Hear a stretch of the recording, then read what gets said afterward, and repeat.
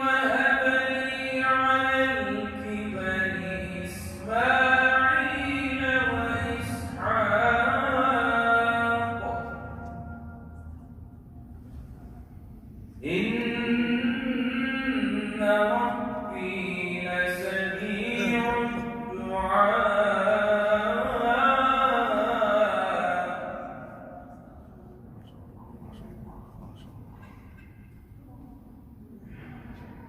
رب اجعلني مقيم الصلاة ومن ذريتي ربنا وتقبل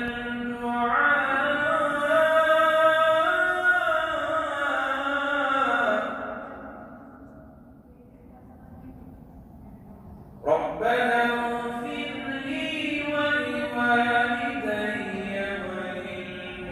وللمؤمنين يوم يقوم الحساب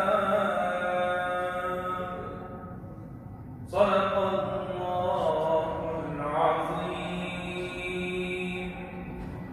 سبحان